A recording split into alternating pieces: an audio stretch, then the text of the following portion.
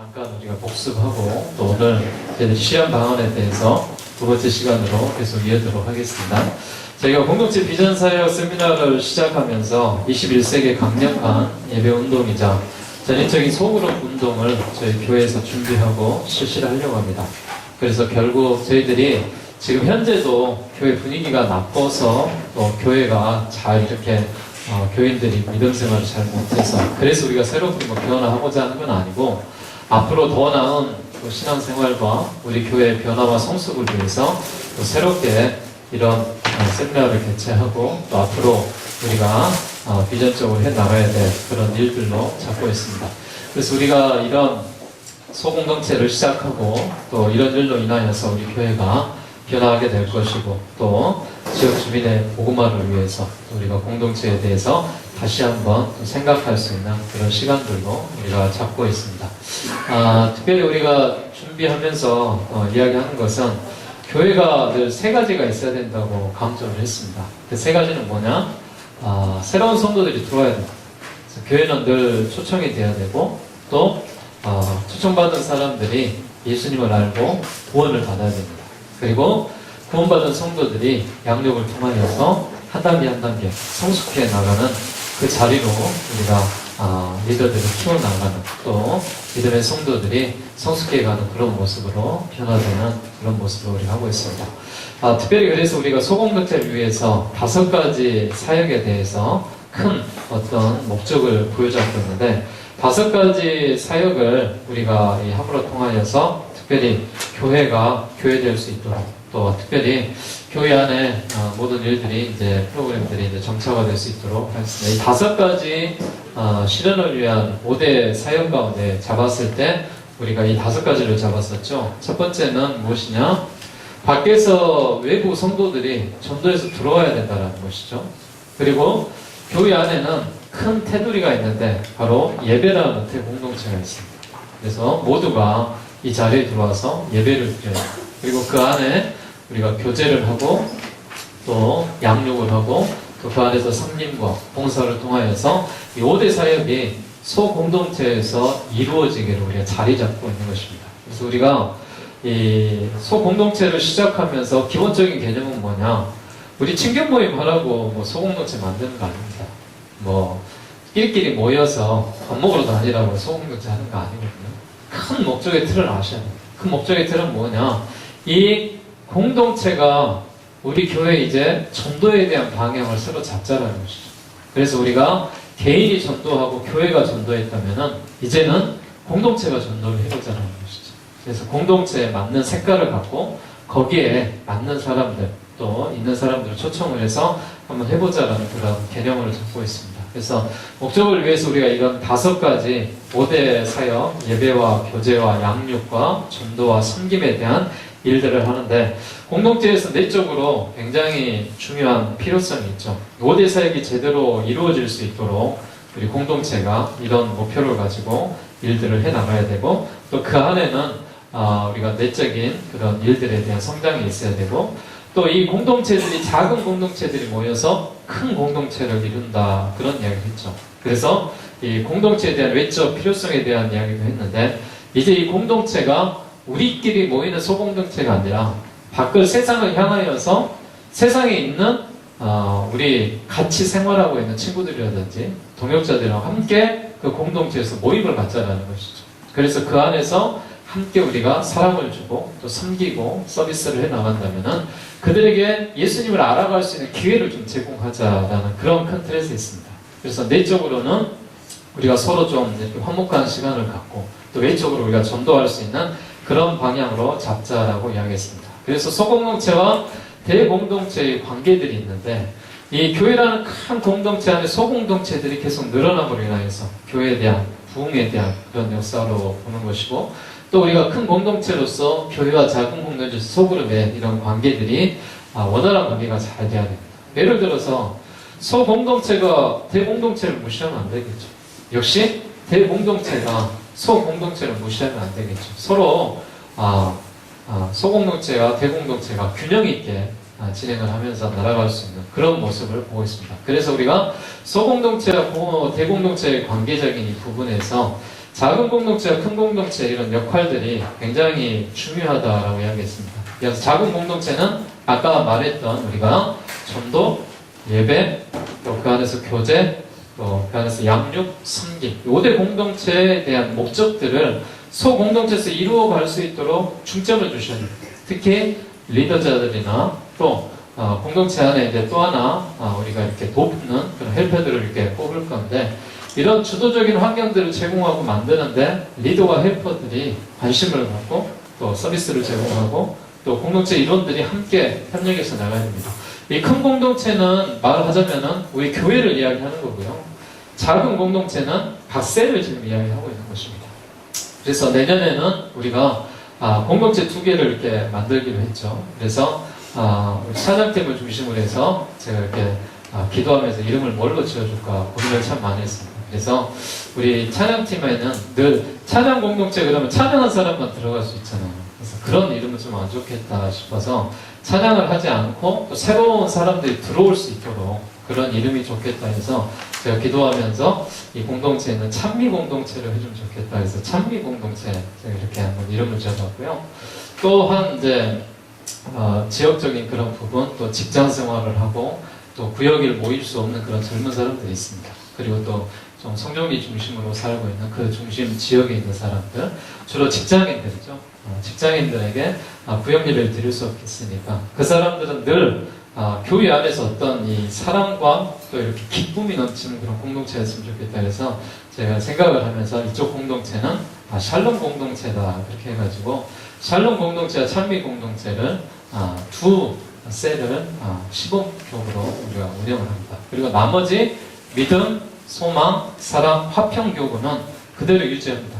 그대로 유지해서 각 지역에서 그대로 예배드리고 그대로 하시는 대로 하면 됩니다. 그러나 이 세미나를 제가 다 참석시키고 하는 것은 그런다고 해서 그 공동체만 제가 데리고 할 수는 없어요. 앞으로 모든 교회 공동체들이 알아야 되기 때문에 이런 일들을 진행을 하고 있는 것입니다. 또 그 안에서 이제 우리 교육부는 새로운 이제 공동체를 만듭니다. 그래서 내년에는 제가 중점 사역이 뭐냐? 1인 1사역하기입니다. 그래서 기본적으로 성가대와 교사는 분리합니다. 그래서 성가대 하신 분들은 교사 못합니다. 교사 하신 분들은 성가대 못합니다.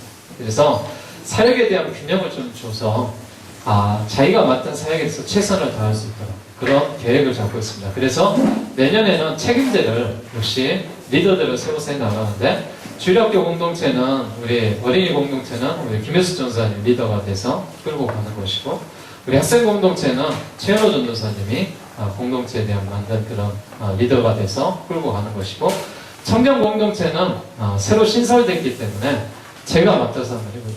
그래서 청년 공동체는 제가 이렇게 끌고 가는 그런 데서 교육부는 이렇게 어린이 공동체, 주교 공동체, 학생 공동체, 청년 공동체 그리고 우리 어른들에는 찬미 공동체 그리고 샬롬 공동체 그리고 나머지는 이제 믿음, 소망, 사랑, 은혜, 화평, 교구 이렇게 해서 내년에는 이렇게 진행이 되고요. 오늘은 지금 구역대로 앉았죠. 구역대로 앉았는데 다음 주에는 제가 그런다고 해서 믿음, 소망, 사랑, 화평 그대로 놔두냐 조금 변화가 있을 수도 있어요. 많은 경우는 또 이렇게 또 이동을 해야 되고 하는 거니까 다음 주에는 제가 새롭게 개편된 교구를 붙여놓도록 하겠습니다. 그러면 그 새로 개편된 교구에 앉으셔서 서로 이렇게 인사도 하시고 이게 1년 동안 우리가 같이 함께 예배드리고 또 모여야 될 공동체구나 또 구역이구나 이렇게 여러분들이 개념을 잡으시면 될 것 같습니다. 이 일을 우리가 시작하게 된 계기가 있습니다. 계기는 뭐냐면은 바로 초대교회로 돌아가자라는 것이죠. 지금 현대교회는요 교회 건물의 중심이에요. 그래서 제가 늘 생각하고 있고 계획하고 머릿속에 있는 건 뭐냐 과연 건물이 교회냐라는 것이죠. 건물이 교회가 아닙니다. 건물은 예배를 드릴 수 있는 최적의 장소인 것이죠. 그래서 그곳에서 예배를 드리는 것이죠. 그래서 저는 그런 생각도 해봐요. 어떤 생각을 해보냐면은 왜 꼭 우리가 여기서 예배 드려야 돼요?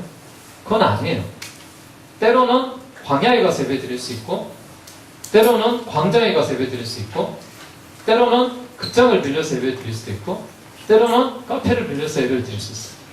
이건 뭐냐면은 모이는 것이 교회가 되어야 된다는 것이죠. 그래서요, 어떤 생각을 해보냐면, 우리 교회가 늘 고민하는 게 뭐예요? 건물을 사놓고 건물을 지어놓고 뭘 걱정해요? 네? 그게 아니라 빚을 못 갚아서 실질적인 거 이야기합시다. 네? 빚 못 갚아서 맨날 이자 줬어. 네? 그거 갚으려고. 내 집 같으면은 네? 빨리 갚겠는데 이게 교회 일이다 보니까 쉽지가 않아요. 그래서 제가 이 공동체가 아직 잘 되면 예를 들어서 리더가 잘 운영을 해서 공동체가 제가 목표한 대로 30공동체를 이제 한번 계획을 하고 4년 계획을 잡고 있는데 그렇게 해서 우리가 지금 2개 공동체로 시작을 하지만 이 공동체만 딱 자리를 잡고 있다면 건물이 없어도 될 것 같습니다. 그래서 과감하게 건물을 팔아서 11억을 받고 각 공동체 한 1억씩 투자해서 아름다운 공동체를 만들어서 그래서 오늘은 송정리 어디서 모입시다. 네트워크로 연락을 싹 하는 거죠. 연락을 싹 해가지고 모여가지고 거기서 예배 드리면 되죠. 그런 날이 올 수 있을란가 뭐 제가 꿈에도 이렇게 생각도 하고 좀 이렇게 남이 생각하지 않은 생각을 좀 많이 하다 보니까 거기까지도 생각을 했습니다. 저희가 그러자는 건 아니라 우리가 교회 개념을 잘못 잡아서는 안 된다는 것이죠. 건물이 교회 아닙니다. 그래서 건물 보고 야 우리 교회 와봐 진짜 좋아. 뭐가 좋은데? 네? 사람들이 좋아야죠. 네. 교회 건물이 좋으면 뭐? 예배가 좋아야죠. 네? 그 안에 들어있는 성도들이 좋아야죠. 그 안에 있는 양육의 시스템이 좋아야죠. 그 안에 있는 사람들이 들어왔을 때 구원의 확신이 있는 그런 일들이 필요하죠. 그래서 현대교회 이런 모순된 것들이 있어요. 뭐냐면은 예배 다 드려놓고 밥 먹고 집에 가면 끝이에요. 그러다 보니까 교제가 안 돼요. 그러니까 친숙한 교제를 좀 필요하고 또 거리가 멀다 보니까 또 교회 전체를 담임 목사 혼자 감독을 하다 보니까요. 이게 안 돼요. 제가요 요즘에 좀 헷갈리는 부분이 어떤 부분이냐면은 세미대 교인들이 하도 왔다 갔다 하셔가지고 누가 누군지를 모르겠어요. 네? 요새. 근데 만약에 우리 교회가 사이즈가 조금 더 커진다면 어떨까요? 저는 더 몰라요. 네. 결국 제가 알 수 있는 사람의 한계는 몇 명이냐? 20명에서 30명만 제가 집중적으로 관리하고 또 기도해 줄 수 있고 그래요. 그래서 저는 이거를 과감하게 나눠주자라는 것이죠. 소공동체. 그래서 소공동체 리더들이 목회자의 역할을 하면 어쩔까라는 거죠. 그게 하나님께서 평신도들을 각자에게 왕같은 제사장으로 삼으셨죠. 그게 평신도들 중에 소공동체 일 아니겠습니까? 이런 부분에서 출발을 했고 또 각자 갖고 있는 특징이라든지 은사라든지 이런 일들이 특색 있게 돌아가는 거죠. 그래서 교회는 우리가 어때요? 무조건 예배하러 와야 되는 예배 공동체. 하나님 앞에 예배를 드려야 돼요. 그런데 소공동체는 재미없으면 그 공동체에 가겠어요? 가서 힘들면 그 공동체에 들어가겠나? 누가 새로운 사람이 우리 공동체에 들어와봐 해가지고 찬미 공동체에서 초청을 했어. 그런데 자기들은 요새 신세대 찬양한다고 자기들 아는 것만 다 부르고 이 사람은 왕따 시켜봐. 다음 주부터 오겠어요? 에이, 그 공동체 안 가 그러지. 마찬가지입니다. 청년 공동체, 학생 공동체, 그 공동체가 있는데 주일학교 공동체.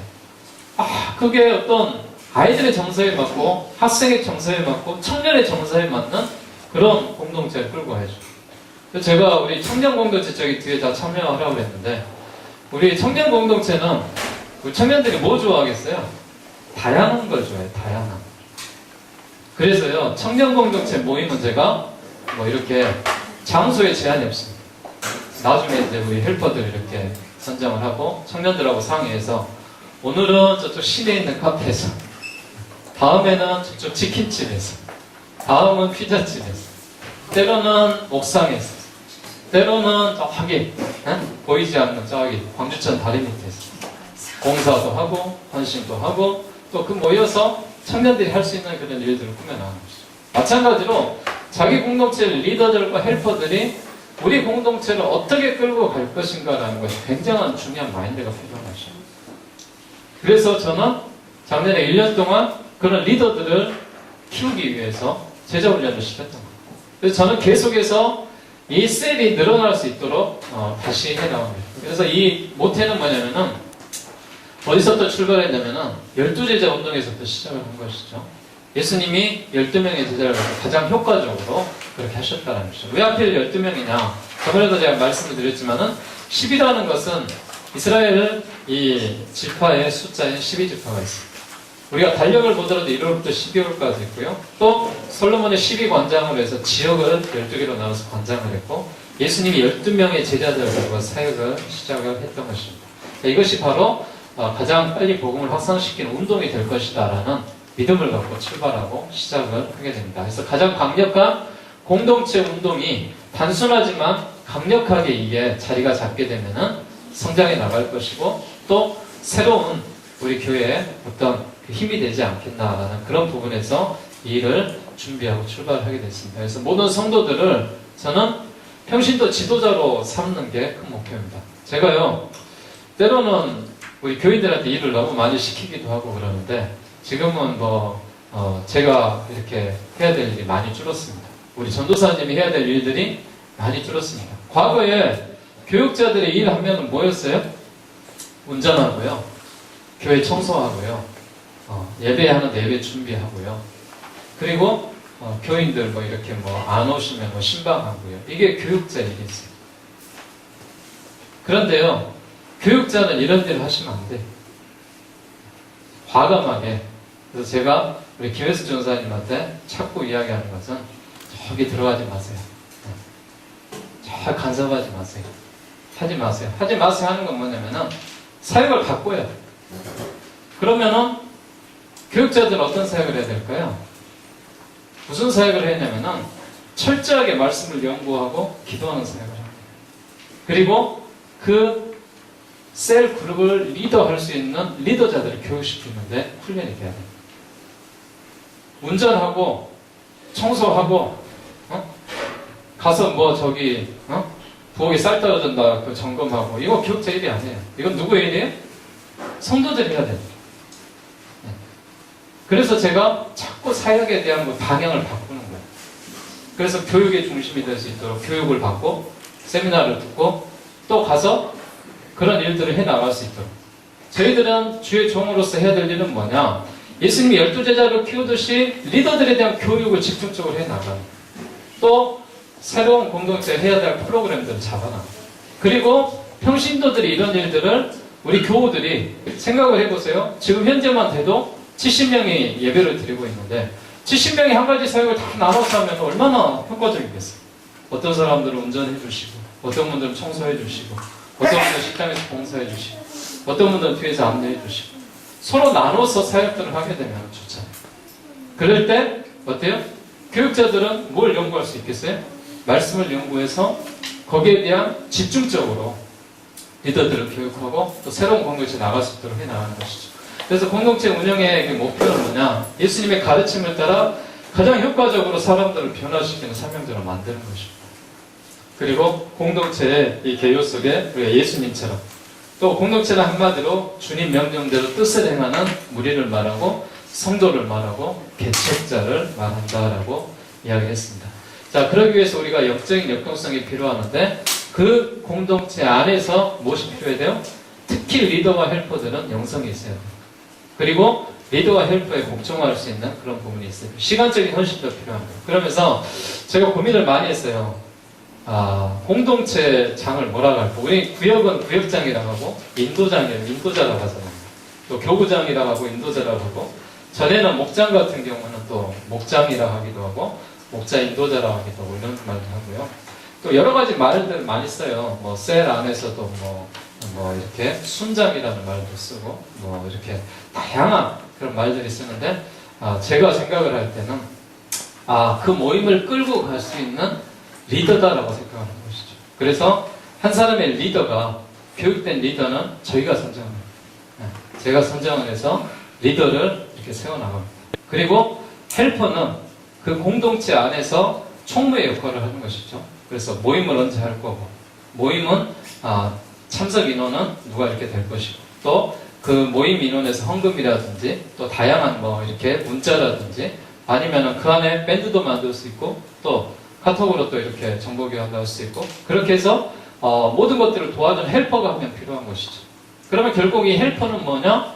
차기 이제 리더가 되기 위한 준비의 과정인 것이죠. 그래서 헬퍼들은 제가 따로 내년에 재교육에 대한 프로그램으로 제자훈련을 시킬 겁니다. 그래서 우리 리더들은 헬퍼들을 세울 때 어떤 사람을 세워야 되겠어요? 성장반을 마친 사람. 또 앞으로 새로운 공동체를 끌고 갈 수 있는 사람.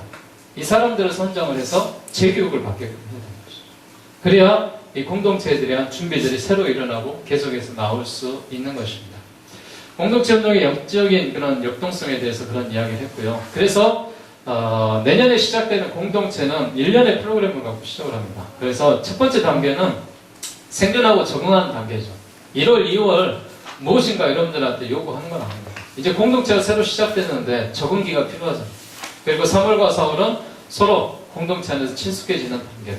또 4월과 5월은 또 유기적인 그런 관계. 5월과 6월이죠. 5월과 6월은 유기적인 관계를 유지하고 또 이제 7월부터 10월까지는 진짜 활동적인 일들을 해야죠. 그 공동체가 무엇을 할 것인가. 우리가 대공동체를 위해서 어떤 헌신을 할 것인가. 그런 부분이 필요하고 그리고 11월 달은 과감하게 그 공동체가 이제 둘로 나눠집니다. 나눠지는 번식의 운동이 있는데 그러기 위해서는 어떻게 해야 돼요? 이 6월 달까지 유기적인 관계가 끝난 다음에 7월부터 10월까지 활동적인 단계에서는 이제 공동체를 분열할 수 있는 그런 준비의 작업이 필요하니까 뭐가 되겠어요? 숫자가 늘어나야 되죠. 소공동체. 그래서 이 안에서 우리가 잡는 것입니다. 이게 이제 건강하기 위한 우리 전제들인데 소공동체가 중심이 되고 우선순위가 되어야 된다는 것. 모든 소공동체가 목회자적인 그런 역할들을 해 나가야 된다는 것. 이게 앞으로 공동체의 시작에 대한 이야기를 하고 있습니다. 자, 오늘은 두 번째 실현 방안입니다. 자, 오늘은 이 강의 이제 실현 방안인데 그렇다면 이 공동체는 어떤 유형을 갖고 만들 것이냐라는 것이죠. 제가 고민을 했던 것은 이거예요. 어떤 그룹을 어떻게 만들어줄 것인가. 그래서 교육부는 교육부대로 주교공동체, 뭐 이렇게 학생공동체, 청년공동체 딱 뚜렷하게 세대별 공동체가 된 거죠. 근데 작년들은 그게 안 돼요. 때로는 남성공동체를 만들 수 있고 때로는 여성공동체를 만들 수 있고 때로는 젊은 부부공동체를 만들 수 있고 또 청년 그런 사역공동체를 만들 수가 있는데 사역은 뭐 찬양을 중심으로 해서 또 아니면 봉사부서를 중심으로 해서 아니면 뭐 교사를 중심으로 해서 만들어도 되고요. 여러 가지 다양한 부서를 위해서 만들 수가 있는 것입니다. 자, 공동체에 대한 모임의 방법은 어떻게 할 것이냐. 모임의 규모는 4명 이상이면 무조건 시작을 합니다. 4명 이하로 떨어지면 안 되겠죠. 이 4명 이하로 떨어지는 거는 누구 책임이에요? 리더 책임. 리더가 기도를 안 했다거나 아니면은 동시에 헬퍼하고 이렇게 싸움이 일어났다거나 리더와 헬퍼가 싸우면 못 되겠어요? 그 공동체는 깨져요.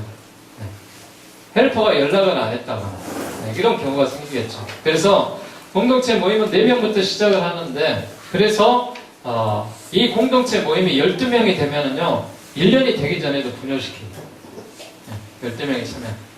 그건 뭐냐면은 꼭 1년에 한 번씩만 분열을 주자는 건 아니에요. 이 공동체가 늘어나면 늘어날수록 뭐냐면은 제가 말했지만 돌봄이 안 되는 거예요. 리더에 대한 역할이 그만큼 영향력이 줄어들고 다른데 뭐가 되겠어요?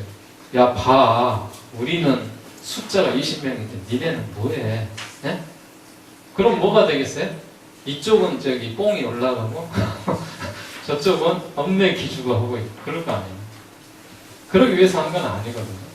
또 어떤 공동체는 너무 잘해. 부러워. 저기 이동하고 싶어. 그런 공동체도 생길 거 아니에요. 그래서 일단은 1년 동안 이 공동체를 끄는데 숫자가 만약 6개월을 했는데 이 공동체가 너무 잘해. 그래가지고 이 공동체가 한 17명 돼버려요. 그럼 어떻게 했어요? 분열을 해줘요. 그럼 누가? 헬퍼가 리더가 되죠. 새로운 공동체.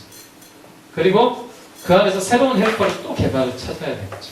이 공동체도 마찬가지 헬퍼가 이제 리더가 되고 리더가 다시 헬퍼를 또 찾아야 되겠죠. 이제 이런 공동체 역할로 우리가 셀 분열로 이렇게 나오는 그런 모습으로 잡고 있습니다. 모임 장소는요, 저희가 뭐 이 집 저 집 돌아가면서 하는 것은 뭐예요? 구역예배. 근데 요새는 그렇게 구역예배를 좋아하는 우리 교회 성도들은 참 행복한 거예요. 그런데요, 위로 올라가면 올라갈수록 다 세장 닭장 돼가지고요, 네, 옆에 사는 아파트 같은 교인도 우리 집 못 오게. 네, 그런 뭐 이렇게 분위기도 있는데, 그래서 이제 어떻게 우리가 장소를 잡냐? 이 장소를 어떤 모일 수 있는 장소를 잡자는 것이죠. 그게 가장 최적의 장소 어디겠어요? 교회예요. 그래서 교회에서 잡는데, 때로는 레스토랑에서 잡을 수도 있고, 또 어디 다른 외부 교육관에 잡을 수도 있고, 오늘은 뭐예요? 극장 같은 데 잡을 수 있고, 그렇게 해서 청년들은 청년들 한번 손 들어봐요. 내년 청년. 내년 청년. 네. 내년에요, 제가 행복하게 해드릴게요. 광주 시내에서 청년들 중에 가장 행복하게 해드릴게요. 네. 그래서 다른 공동체가 청년회를 부러워할 만큼 그렇게 해드릴게요. 그건 뭐냐면 여러분이 스스로 하고 싶은 일들을 많이 찾아가야 돼요. 뭐 하고 싶을까? 그래서 어디에 가고 싶을까? 어디서 모일까? 누구와 함께 할까? 그래서 그래요. 우리 공동체에서 같은 그룹에 있는 친구들을 데리고 와서 같이 즐기는 것이죠. 그러면서 우리가 공동체가 활성화될 수 있도록 해나가는 것이죠. 그리고 때로는요, 공동체가 이렇게 경쟁도 필요합니다. 저는 이 찬미 공동체가 우리는 찬양만 하면 돼, 이런 공동체 되지 않기를 바랍니다. 그래서 어떻게 하면 찬미를 다양하게 할 수 있을까? 여러 가지 개발도 하고 또 여러 가지 상의도 하고 그런 그룹들이 해나가는 그런 모임들이 필요하죠. 그래서 모임에 대한 장소는 그렇게 하고요. 모임 순서는 이렇게 되어 있습니다. 총 40분의 시간을 갖습니다. 우리 교회에서 제가 시간 체크를 늘 해보는데요, 12시 50분 되면 모든 식사 종결입니다. 제가 한 3주 봤습니다. 그래서요, 우리 공동체 모임의 시작은 부지런히 해가지고 12시 50분에 시작입니다. 그래서 12시 50분에 시작해서 1시 반까지 40분간 시간을 주는데, 그러면 우리 나머지 성도들은 뭐 하냐? 공동체 셀 2개 빠지죠. 청년들 빠지죠. 그럼 50% 빠져나가잖아요. 그리고 나머지 어른들은 뭐 하냐? 그래서 제가 저번 주에 이렇게 조사를 했죠. 문화사역의 콘텐츠를 열어주자. 그래가지고 한 7가지 정도 문화사역을 12시 50분부터 1시 반까지 해가지고 3개월 단위로 해가지고 한 2강좌를 열려고 해요. 근데요, 문화 강좌를 하는데 자유예요. 의무 아니에요. 뭐예요? 하고 싶은 사람만 합니다. 그래서 지원자를 모집을 해가지고 여기도 역시 4명이 차게 되면은 시행을 하지만 4명 이하가 되게 되면 뭐예요? 폐쇄. 안 해요. 효율성이 없는 거죠. 그래서 문화사역을 전담할 수 있는 문화사역 팀장을 하나 세워가지고 그걸 개발을 해가지고 하고요. 어른들 귀찮게 안 합니다. 나는 싫어. 공부하기도 싫고 놀기도 싫고 나 좀 가만히 내버려둬. 그런 사람 뭐 하겠어요? 놀아야 돼요. 그것도 역시 사역입니다. 그래서 문화사역들은 나머지 부분들은 이 시간에 열어주겠다 하는 게 저희의 모임의 시간이고요. 시간을 보게 되면은 잠깐 모여서 이야기하고 또 말씀을 나누는 시간이 20분 정도 이렇게 활용을 하게 됩니다. 근데 그 말씀의 나눔의 시간들은 어떻게 진행을 하려고 하냐면, 이따 제가 토론하는 시간에 진행을 하겠지만은 그 시간에 우리가 나눔을 받는 것이죠. 그래서 오후 예배 때 그 나눔에 대한 결론은 제가 내려드려요.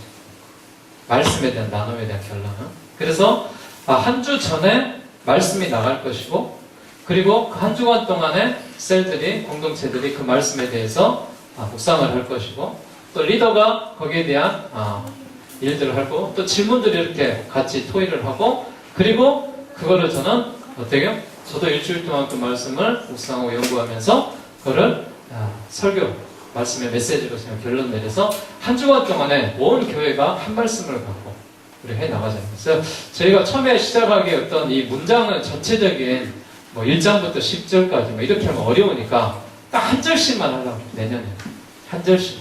그래서 핵심적인 구절 52개 절을 딱 뽑아가지고 1년 동안 공동체가 할 수 있도록, 우리 보면 한 달에 한 번씩 이렇게 말씀 암송해서 좋은 말씀들을 뽑아서 이렇게 암송을 하고 맞는 것 같은데, 마찬가지로 매주마다 그런 말씀들이 이제 해 나갈 거고 그렇게 진행을 할 것입니다. 그리고 마지막에는 교구 예배처럼 마지막에 헌금하는 시간이 있습니다. 그래야지만이 공동체를 운영하는 데는 뭐가 필요하겠어요? 자금이 필요해요. 자금. 항시 그 공동체 안에 뭐가 있어야 돼요? 돈이 있어야 돼요. 그래야 그 공동체가 잘 돌아가요. 리더가 무슨 가쁩니까? 헬퍼가 가쁩니까? 리더하고 헬퍼한테 그냥 맨날 밥 사라, 차 사라, 뭐 간식 사라 할 수 없잖아요. 그래서 이런 공동체들에서 나오는 그런 헌금들을 교회에서 모아가지고 필요한 데도 공동체 예산을 조금씩 이렇게 사용할 수 있도록 많이는 아니더라도 그렇게 해서 하고 또 필요하게 할 수 있도록 그렇게 하기 위해서 필요하고요. 또 우리가 모임의 공동체 가운데는 늘 주의를 위한 헌금이 필요하기 때문에 합니다. 자, 공동체 구성의 원리를 우리가 보게 되면은요. 네, 공동체 구성의 원리를 보게 되면은 특별히 공동체 구성에 있어서 동질성이 지리적인 요소보다 중요하다는 것이죠. 그래서 같은 생각을 할 수 있는 사람이 모여야 돼요. 같은 모여서 함께 할 수 있는 사람들이 모여야 돼요. 그래서 처음에는 제가 이걸 만들어 드리지만은 이제 자체적으로 우리는 이런 걸 연구하는 사람들이 좋아. 그래서 그 사람들끼리 모이는 것이죠. 예를 들면은 우리는 그냥 이렇게 찬양 부르고 이렇게 하는 걸 좋아. 그러면은 그 사람들은 찬양 부르는 걸 합니다. 우리는 기도하는 모임방이 좋아. 그럼 이제 기도하는 그런 공동체가 모이게 되고 그렇게 해서 다양한 그런 공동체의 그런 동질성을 유지하도록 그렇게 해 나가는 것이고 특별히 이제 동질성을 구성하는 데는 연령이라든지 직업이라든지 취미라든지 어떤 인격적인 이런 특징들을 갖고 해 나가는 것입니다. 가장 중요한 건 뭐냐? 공동체 개척입니다. 제가 말했죠.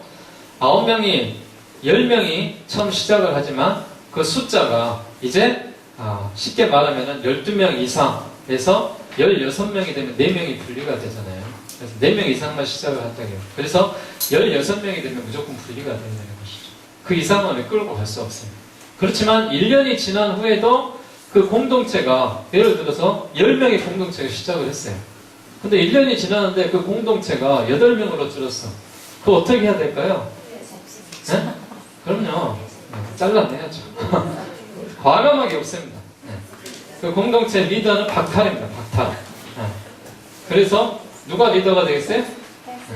헬퍼가 리더가 돼서 바꿔. 네. 바꿔서 해봐. 그래서 누구나 나는 한 번 지도자는 영원한 지도자는 없습니다. 거기에 대해서 한 번 내가 사역이라든지 이런 일들에 대해서 열정이 떨어지게 되면 잠시 쉬어야 되는 것이죠. 그래서 재충전을 하고 다시 또 그 열정을 갖고 시작할 수 있도록 그런 마음을 주는 것이지 당신은 실적이 없어서 잘라 이건 아니에요. 그러니까 그렇게 이해하시고 그렇지만은 우리가 공동체 분열이 목적이라는 거 또 공동체 개척의 의미가 있죠. 기본적으로 공동체 개척의 모델로서 공동체 개척에 초점을 두는 것이죠. 그래서 연속적인 그런 번식이 필요한 것이고 이를 우리가 잘 적용해서 해보자라는 것입니다. 자, 공동체 개척을 위한 전도 방안이 있겠죠. 어떻게 그럼 전도를 할 것인가? 공동체 개척을 위한 전도 방안은요, 보편적으로 우리가 전도해왔습니다. 우리 교회에서 어떻게 전도했어요? 생명 플러스 해가지고, 초청해가지고, 데리고 와가지고, 관계를 맺어서 그 안에 들어와서 교회 신앙생활 해보세요. 그렇게 했더니 그 안에 들어왔던 사람이 신앙생활 하는 사람이 몇 명 있더라? 여러분 아시잖아요. 네. 생명 플러스에서 초청받아서 와서 교회 정착해서 예배드리는 사람이 몇 명 있더라? 없더라. 없더라. 웃으면서 이야기하지만 참 가슴이 아프죠. 네. 그리고 또 하나 우리가 작년 1년 동안 매월 마지막 주에 전도지를 갖고 띠를 띠고 전도를 쭉 해서 광주공원부터 해서 양도시장부터 쭉 해서 10개월 동안 전도지를 돌렸는데 결실이 없더라. 자, 또 하나 매주 토요일마다 전도팀들이 운영이 돼서 김치도 만들고 또 전도 물품도 만들고 방마다 구석구석마다 다 돌아다니고 그렇게 해서 했는데 전도의 결실이 없더라. 그런다고 해서 하지 말아야 된다더라. 이러면 되겠어요? 이건 아니에요. 그러나 하나님은 뭐예요? 전도의 미련한 도구로 사용하시는 거예요. 그래서 우리는 끊임없이 없더라도 하는 거예요. 이게 교회예요. 교회가 전도하지 않으면요 생명력을 잃어버려요. 더 이상 교회가 아니라 모임에 불과할 수밖에 없어요. 그래도 이런 일들을 통해서 안 되는데 계속해서 해나가야 되는 것이죠. 그러면은 그 사람이 1년 후에 또 3년 후에 7년 후에 결실이 될 수 있도록 해나가자라는 것이 전도에 대한 그런 원칙들입니다. 또 하나 전도에 대한 두 가지 방향이 있어요. 어떤 방향성을 갖고 우리가 전도를 해나가냐면은 특별히 각 전도를 함에 있어서 관계 중심 복음의 전도를 하고 있었습니다. 그래서 관계를 맺고 거기에서 이제 초청을 하고 또 교회에 와서 대공동체를 들어오겠죠. 또 봉사를 중심으로 해서 어떤 지역사회나 이런 데 가서 우리가 헌신하고 봉사를 했죠. 그런데 이 공동체 운동을 시작하면서 이제 전도를 어디로 하는 거예요? 전도를 교회로 하는 게 아니에요. 전도를 어디로 하겠어요? 공동체로. 그럼 결국은 뭐겠어요? 리더와 헬퍼가 우리 공동체 한 명이 늘었어요. 얼마나 행복하겠어요. 그 공동체가 재물 숫자가 늘어났어요. 그래서 그 공동체 안에서 먼저 적응을 시키는 거죠. 그리고 교회 안에 이제 들어오기 위해서 양육에 대한 훈련을 받고 그의 구원받는 그런 모습으로 해나가는 것입니다. 그래서 셀 공동체 이렇게 40분 동안 모임을 할 때요. 이런 이야기도 해요. 의자 하나를 비워놓으라. 그럼 뭐겠어요? 앞으로 채워질 사람을 위해서 기도하자는 것이죠. 이런 공동체 운영도 굉장히 효과적으로 필요합니다. 그래서 우리가 전도 방법들이 여러 가지가 있어요. 그래서 전도 방법이 우리가 물론 기도하고 또 관계를 세우고 또 서로 추수를 하고 다시 개척을 하고 이런 부분에 기존적인 전도의 방법이 있었어요. 근데 제가 지난주 한 주간 동안요 기도원에 가서 하나님 우리 공동체 이제 하자고 하는데 하나님 아시다시피 80%가 돌 던집니다. 너 왜 하냐고 그렇게 잘 안 따라주기도 하고요. 힘듭니다. 그런데 이거 할까요? 말까요? 어떻게 해볼까요? 그럼 하나님 방법을 주십시오. 지혜를 주십시오. 해나갈 수 있는 길을 좀 늘어주셔야 끌고 가지 않겠습니까? 그래서 하나님 앞에 기도하는 마음으로 사람들을 만나고 동역자들을 만나고 또 하나님 앞에 기도하면서 제가 새로운 전도의 방법을 하나 잡았어요. 어떤 방법이냐면 제가 지금부터 한번 소개를 해보려고 합니다. 이게 제가 생각을 할 때 공동체 4대 진리학교라는 것을 제가 열어보려고 해요. 그래서 이거는 뭐냐면은 우리 교회에서 공동체가 지금 예를 들어서 지금 셀 공동체들이 이제 2개가 이렇게 지금 탄생을 했어요. 시작을 하고 있어요. 그런데 공동체가 전도를 해서 거기서 이렇게 한 명 한 명 데리고 와서 해보니까 이게 참 힘들어요. 뭘 해줘야 될지도 모르겠고 물론 모임이 됐고 데리고 왔는데 그래서 교회 안에서 4대 진리학교를 한번 열어보자. 그래서 4대 진리학교를 열어봐서 개인이 관계를 해서 교회 나와 교회와 전도에 이제 네가 이제 이렇게 교회 와서 이제 믿음 생활 해야지 이렇게 전도를 하는 것이 아니라 이 4대 진리 학교를 입학을 시키면은 이 통 안에 들어오게 되면은 예를 들면 이 그룹 안에 들어오게 되면은 이 사람은 변화되게끔 만들어보자는 것이죠. 그래서 우리가 이 사람을 전도해가지고 예수 믿으십시오. 그걸 받아들이기까지 이거를 개인이 하기가 너무 힘든 거예요. 그래서 저는 이 4대 진리학교를 열어가지고 어떤 진리를 찾냐면은 사람은 태어나면서 출생에 대한 진리가 있어요. 누구나 태어납니다. 또 하나 사람은 누구나 죽습니다. 죽음에 대한 진리가 있습니다. 또 하나 우리가 누구나 본성적으로 신을 찾는 신적인 본능의 진리가 있습니다.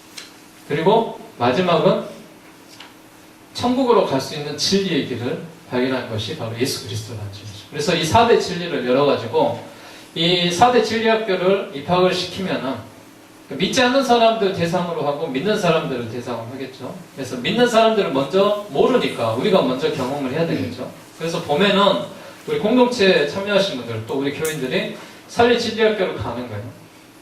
근데 뭐 간다고 해서 딴 데 여는 게 아니라 이 자리에서 이렇게 여는 거예요. 그래서 저녁에 한 7시쯤에 우리가 다 모여가지고 이렇게 토요일날 저녁 식사 제공을 하는 거예요. 저녁 식사. 잘 만들어가지고, 그리고 식사를 하고 또 그 안에 들어와서 이제 찬양을 하고, 제가 한 30분 정도 진리 학교에 대한 그런 일들에 대해서, 진리에 대해서 강의를 하고, 그 다음에 그 그룹들이 모여서 그 셀 공동체 안에 새로운 공동체가 있겠죠. 그 사람들을 위해서 우리가 그룹 토의를 해주고, 그 진리에 대한 것들을 발견하고, 그리고 돌아가서 이제 이런 어떤 숙제라든지 과제라든지 이런 걸 내줘가지고 실천할 수 있도록 해주고, 그리고 이 사람이 마지막에 우리가 이제 수료식을 하면서 어떤 세족식이라든지 교회에서 행하는 어떤 이 사랑에 대한 그런 모션이라든지 이런 것들 해가지고 일주일에 한 번씩 한 달 동안 입학을 시켜서 수료를 시키면은 이 4대 진리학교 안에 들어오면은 이 사람은 예수를 믿을 수밖에 없는 사람이야. 여기에 대한 복음에 대한 전도에 대한 어떤 일들을 우리가 계획해서 만들어 보자라는 것이죠. 그러기 위해서는 이 진리학교에는 뭐가 필요하겠어요? 역시 이걸 서포트 해줄 수 있는 사람들이 필요하겠죠. 헌신해 줄 수 있는 사람들이 필요하겠죠. 이건 누가 해야 되겠어요? 공동체가 해야 되는 것이죠. 그래서 새로운 사람을 데리고 와가지고 셀에 들어왔는데 매주 이 사람한테 토론하고 말씀으로 하는데 이 사람 적응이 하겠어요? 못하잖아요. 그래서 4대 진리학교를 소개하는 것이죠.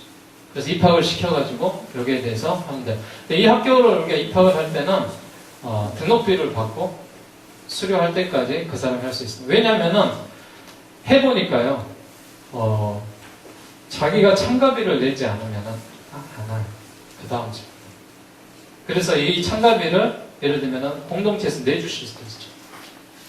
당신을 위해서 내가 이 참가비를 예를 들어서 한 주에 10,000원씩 해서 40,000원을 받는다든지 50,000원을 받는다든지 해가지고 등록을 시키면은 사람이 그렇더라고요.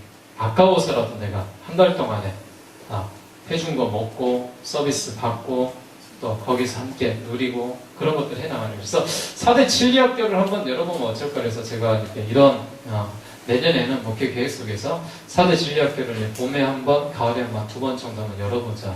그러면은 어디로 초대를 하면 되겠어요? 진리학교로 초대를 하면 되겠죠.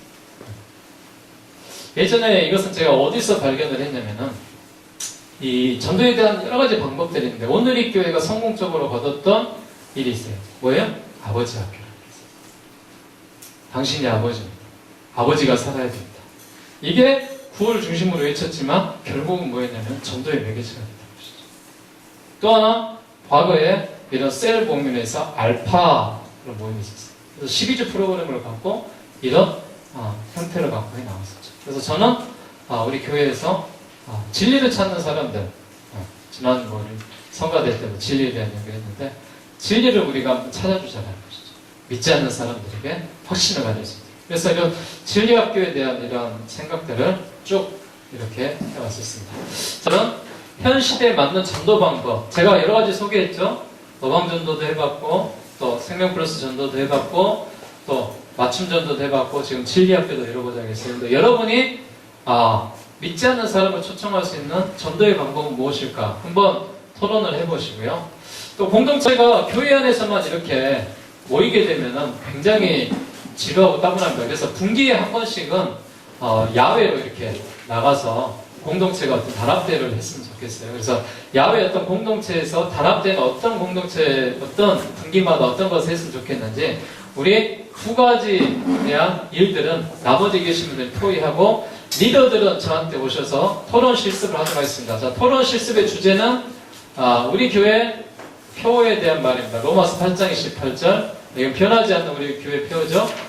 우리가 알거니와 하나님을 사랑하는 자, 곧 뜻대로 부르심 이루는 자들에게는 모든 것이 합력하여 선을 이루느니라. 이 안에서 우리가 하나님을 사랑하는 자, 부르심을 입은 자, 합력하여 선을 이루는 자. 이게 우리가 토론해야 될 그런 하나님에 대한 주신 말씀입니다. 자, 나머지 1번, 2번은 나머지 그룹에서 상의하시고, 자, 결론적으로 말씀드릴게요. 자, 소공전제 사역을 하는데 우리가 가질 수 있는 그런 열매들이 있습니다. 어떤 열매를 가질 수 있냐면은 성도들의 영적 변화를 위한 최적의 환경을 만들어주자는 것이죠. 어떻게 보면 정체적인 지금 환경이잖아요. 그래서 이 정체를 좀 깨고 다시 한번 좀 역동성 있게 만들어보자. 또 전도를 위해서 가장 좋은 수단을 한번 제공해보자. 그래서 함께 아까 우리 믿음교회에서 좋은 이야기 하셨는데 제가 분기별로 이렇게 모임을 가지라는 거는 뭐 자기네들끼리 놀러 가라는 거겠어요? 한 명이라도 데리고 와서 같이 이렇게 해서 우리 교회 오면 이런 모임도 있고 또 이런 은혜도 나누고 한다 이런 보여주라는 것이죠. 또 새신자 정착의 최적의 기회를 제공하는데 작년에도 제가 우리 새신자들이 계속 한 10여 명씩 와요 1년이면. 그런데 이 양육반을 통해서 거기서 제가 작년에도 세미나를 하면서 그분들에게 바나바 사역을 좀 맡겨서 바나바를 붙여주었어요. 근데 그게 또 힘들더라고요. 그래서 이것도 역시 셀 안에 들으면 모든 것이 해결되지 않겠나라는 생각을 해보게 되고요. 모든 성도가 사역자가 되도록 해주는 것이고 사역의 잠재력을 무한히 확대해 나가는 것이 역동적인 초대교회를 회복해 나가는데 필요한 것입니다. 또 교회에 들어올 수 있는 많은 출입구들을 제공하고요. 교회가 하나가 아니죠. 공동체 안에가 교회가 되는 것이고 또 그런 야외에서도 모일 수 있는 것도 교회가 될 수 있으니까 그런 기쁨의 소공동체를 위해서 해나가는 것입니다. 자, 그리고 대공동체 사역의 열매들이 있겠죠. 대공동체 사역의 열매는 교회의 열매겠죠. 교회를 건강한 신학위에 강하게 세우게 될 것이고 또 성령께 의지하는 교회와 성도가 되게 할 것이고 또 문화적으로 개방된 교회를 이제 만들어갈 것이고 대공체 예배를 각 토양에 맞게 또 사역을 통해서 취약점을 극복해 나가야 되겠죠. 또 양질의 영적 훈련을 통해서 건강한 교회 성장을 만들면서 낚시 전도가 아닌 그물 형태의 전도의 전략이다 제가 이렇게 해놨는데 개인이 이렇게 하나하나 이렇게 낚았다면은 이제 공동체가 같이 그물을 쳐서 한번 전도의 방향으로 해보자라는 큰 이런 말씀들을 가지고 나갔습니다. 자, 이상으로 오늘 두 번째 이제 공동체 사역 세미나 이렇게 마감을 했는데요.